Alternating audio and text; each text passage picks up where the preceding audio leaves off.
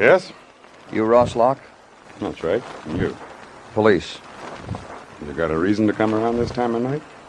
My wife and I were just going to sleep. You were in a place earlier tonight, a bar on 139th off 7th. Lots of bars on that street. There's an alley behind this one where a man was beaten to death. Ross, who is it? Nobody at all, honey. You just go back to sleep. You said a man was beaten to death? A man who invited you out into an alley, a shoe salesman named Ted Ebberly. Oh, yeah. Honey. Janie. Whoever it is, Ross, tell him you gotta get some sleep. I gotta go out for a while, honey. Now, don't you wait up for me, you hear? All right. Let's go, huh? Quietly. We're waking everybody in the house.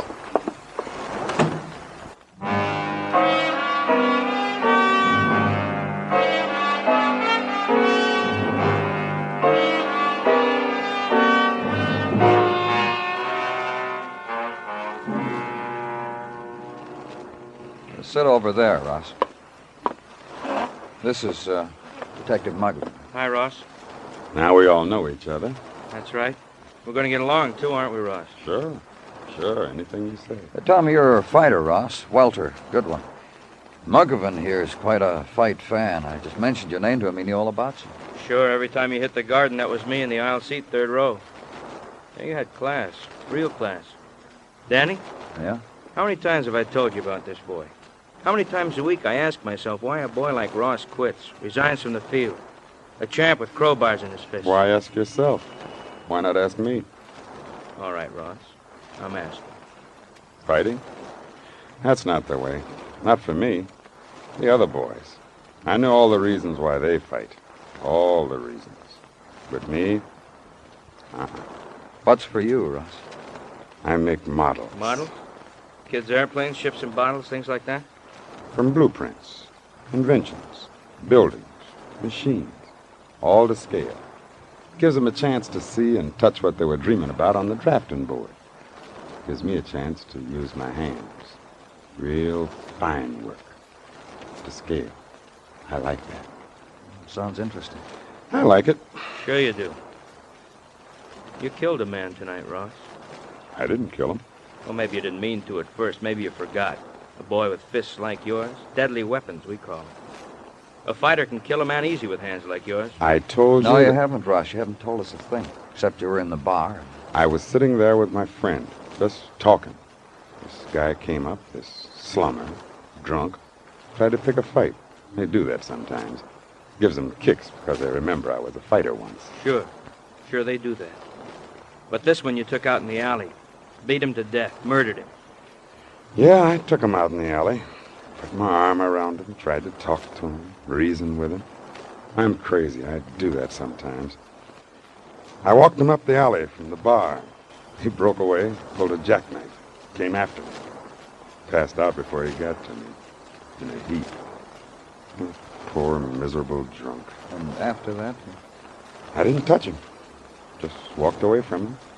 Turned around, walked away, down the other end of the alley, went home. Hello, boys. Guess what I got, boy? We give up, Webster. What have you got? A writ. That ever-loving writ, habeas corpus. Don't talk to them anymore, Ross, boy. You don't have to. I'm taking you away from all this. I don't know you. I know, boy, I know. And I'm a friend of yours. A fellow you haven't been very nice to, Jack Colbo, your former manager. But he's sure nice to you, Colbo is. He hired old Billy Webster, counselor. And you're going to get up and walk out of here. Just because I say so. Isn't he, boy? Yeah. And you too, Webster. Leave with him.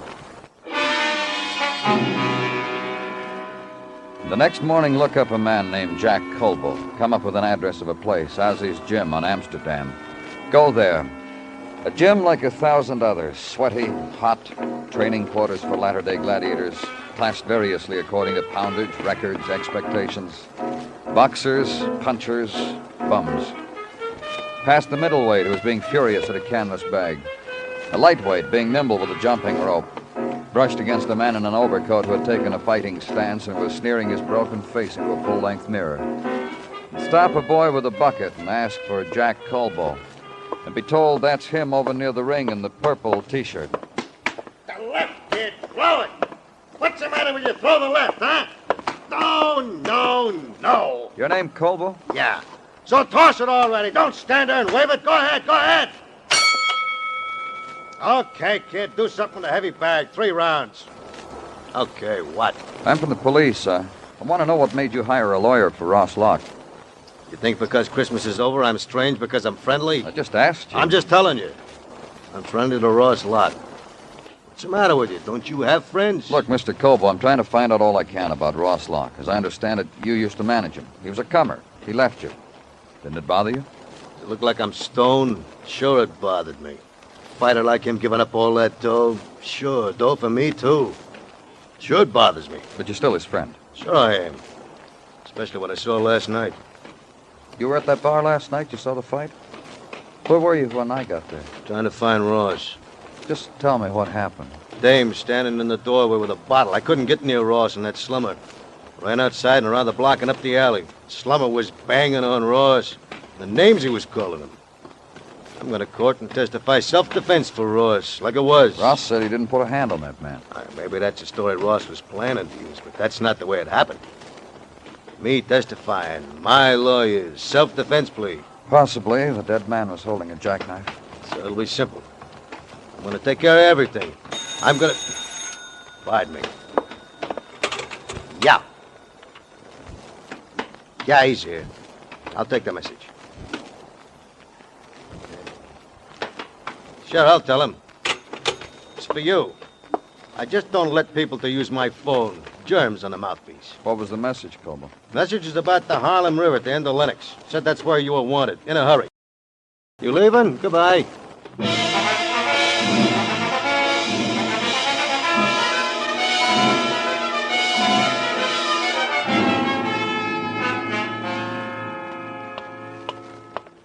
Over here, Danny. Who found her?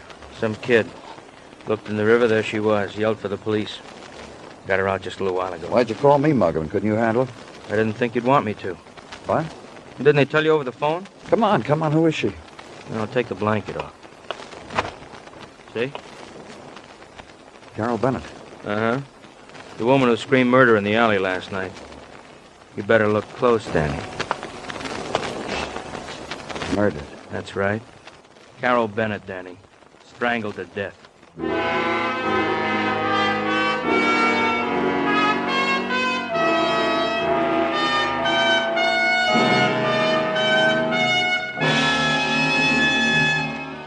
You are listening to Broadway's My Beat, written by Morton Fine and David Friedkin, and starring Larry Thor as Detective Danny Clover.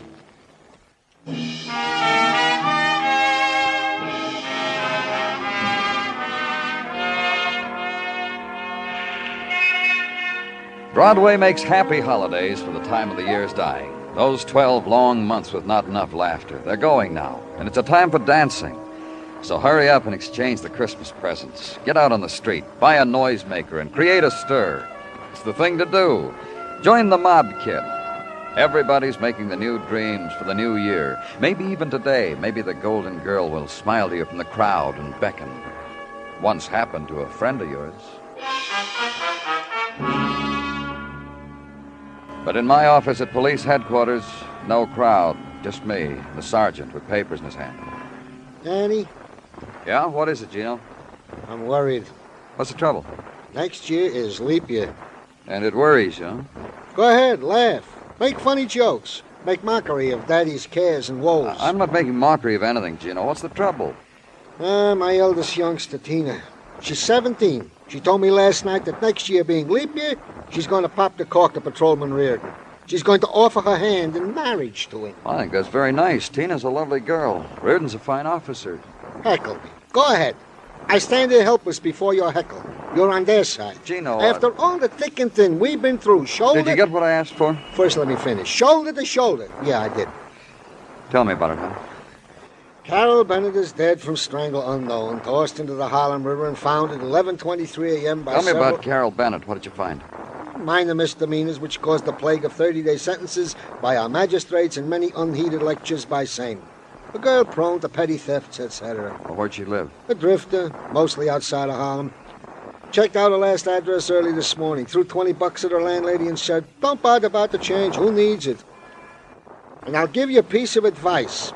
I think she was strangled by that Ross Locke so that she could not testify against him. You want an all-points bulletin, Danny? I'll let you know.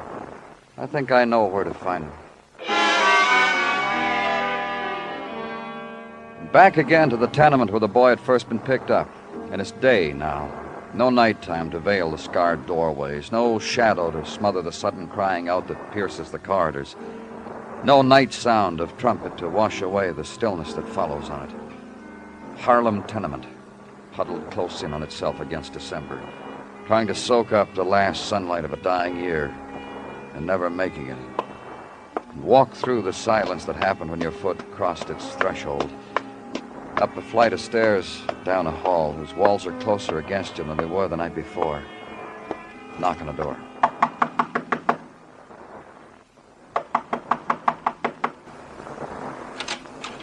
Oh, I thought you were someone else. Mrs. Locke? That's right. What do you want? Ross. I'm from the police. You the man that was here last night? Yes. You took Ross away. He hasn't come home. Why? You won't try to stop me if I take a look around, will you, Mrs. Locke? Why should I? Come on in.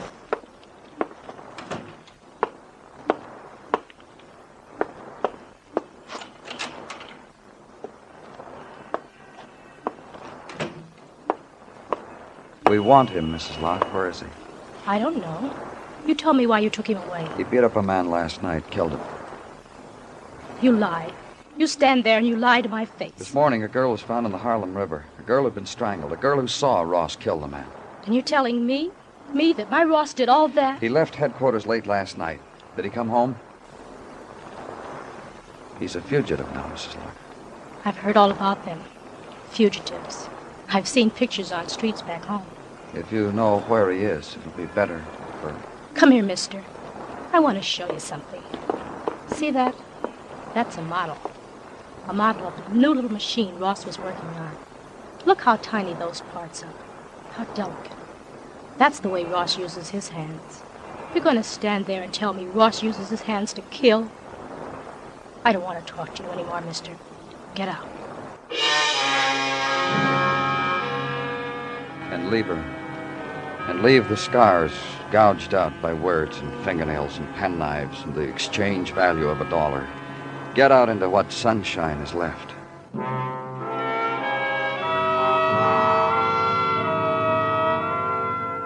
And call Sergeant Tartaglia. Tell him to get out an all-points bulletin on Ross Locke. And continue with your own checking. Then have Detective Muggerman drive you to the man who, as far as you knew, was the last one to have seen Ross. The lawyer who had brought a writ. Go to the office of Lawyer Webster. Glad you came, Danny. Glad you dropped in. If you're glad, I'm glad, Webster. I want you to be in a happy frame of mind. I got some questions I want to ask you. Ask away. Shoot. Where'd you go when you left headquarters with Ross Locke? I took him home with me. Gave him a clean shirt, a razor, a sauna blade, and some hot water. I wanted him to look real nice. For what? For my client. Colbo? He likes people to look real nice when they come calling. Then that's where you took him, huh? I didn't say that. Come on, Webster. You get cagey with me, you're a lawyer who's gonna need a lawyer. You're the one, Daddy. Good old you. You ready to go downtown? We'll use my car. Why don't you just listen sometime instead of sneering? I never said I took Ross to Colbo, that's all. Where'd he go? How do I know where he went? He walked out. He wouldn't go see Colbo. You know why? What do you think I do, Danny? Tap people's brains? I said, let's go see Colbo, kid. He pushed me against the wall, playfully. So I couldn't get up for 5 minutes. He pushed me and walked out. Personally, I don't like to question playful boys like Ross. And that's all you can tell me, huh? Honor bright, Danny. After all, do I look like a boy who would... Danny, Yeah, what is it, Muggerman? just came over the car radio. What did? They found Ross Locke. I think we better get there.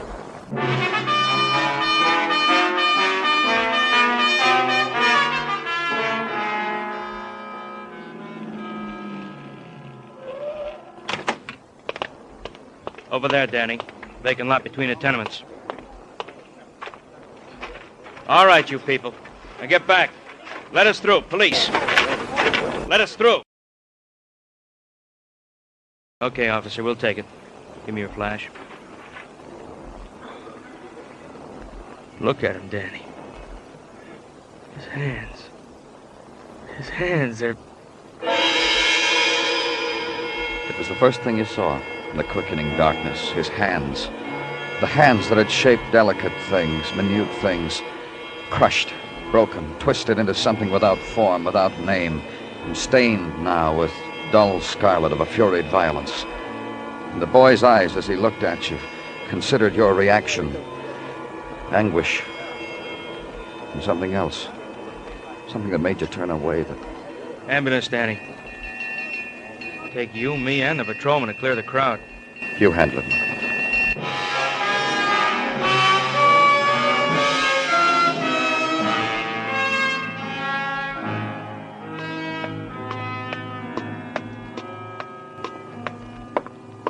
The left, kid.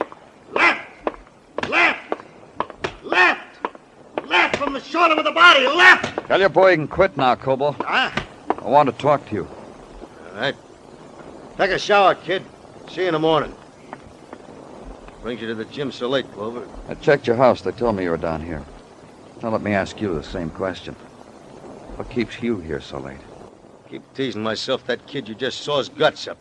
Everything but a left hand. As good as Ross Locke. I doubt it. Ross gets socked with both hands. No more. Yeah, I know. Heard it over the radio with the rest of the bad news. Ever slap one of these light bags, Clover? Good for the nerves. I get all tensed up when I hear news like that. Cut it out, Cobo. You kidding? I said cut it out. What's your mission here, Clover? 2 murders and assault. How bad is he? He'll be all right. You won't be able to build any more models. Huh? Yeah.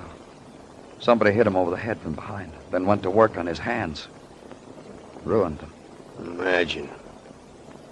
Figure somebody doing that to a guy's hands. Yeah, I can figure somebody doing that. Yeah, I'm sorry. I forgot you didn't like it. Now Ross couldn't fight even if he wanted to, not for anybody. You saw his hands, you ought to know. A shame, too. Good boy like him. Can't make models, can't fight.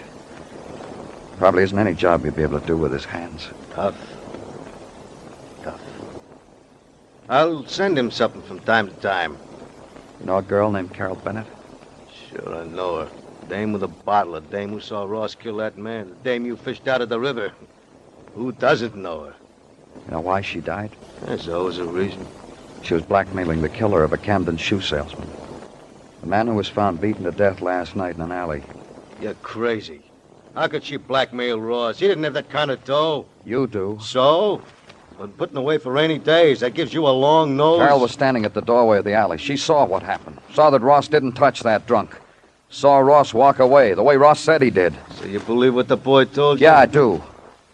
The way someone fixed his hands makes me believe it. Boy gets himself a couple of broken hands. That makes him stop being a murderer, huh? Let me tell you a little bit more what Carol saw. She saw you. She saw you finish the job on the drunk that Ross didn't get to do. Blackmail. Give a good deal of my time to that boy. Even hired him a lawyer.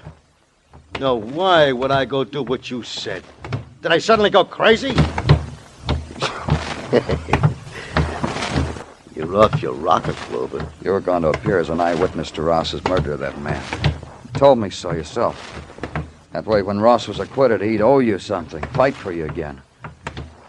Anybody ever call you a deep thinker, Danny? Then when he wouldn't come to you, you found him. Wrecked him. Let's go downtown, Colville. Don't be a fool, Colville. Put down that jackknife. It cuts, Clover. Like this. Your way.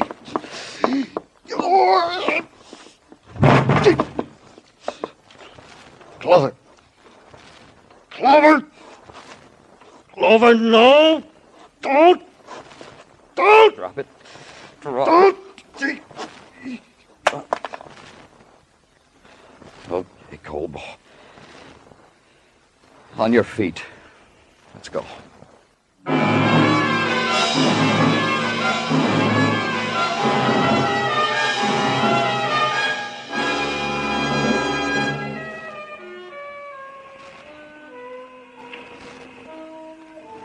In a little while, Broadway will knock itself to pieces. Funny fellas with funny hats will lean out of the hotel windows and pour water on the celebrants with the tin horns. There'll be laughter and crowd and swirl. And the fine thing, the words, Happy New Year. And Broadway means it with all its heart. It's Broadway, the gaudiest, the most violent, the lonesomest mile in the world. Broadway, my beat.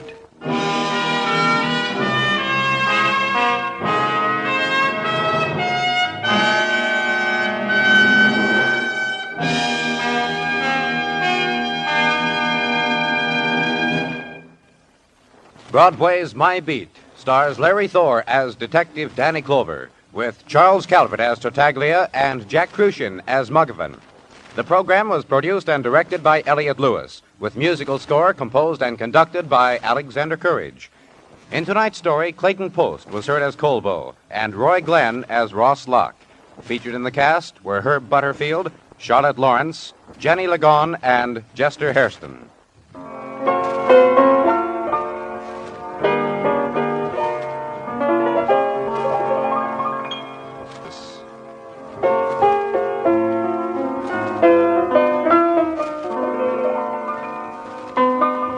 Bill Anders speaking on the CBS Radio Network.